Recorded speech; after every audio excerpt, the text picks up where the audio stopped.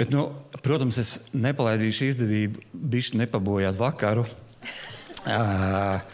Un es saprotu, ka vienmēr ir šādos pasākumos tas labais tonis par Ukrainu, kaut ko skaistu pateikt un tā.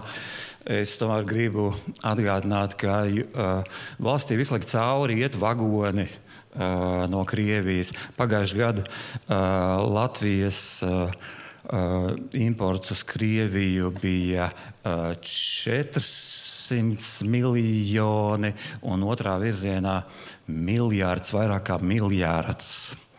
Es gribu tomēr vērsties arī pie sabiedrības, jo 3 gadus atpakaļ, kad sākās lielais karš,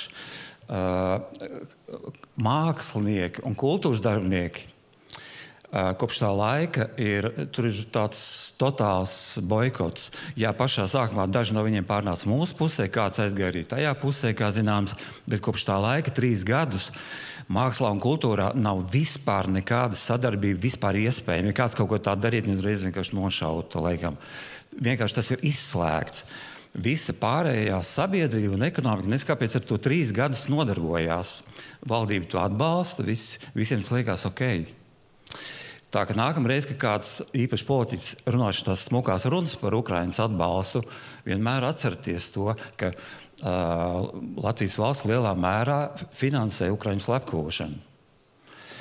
Bet es domāju, ka tas tomēr sabiedrībai jāzina, ka mākslinieki, arī sportisti, starp citu, dara vienu lietu, bet pārējā sabiedrība šeit uzvedās pilnīgi savādāk.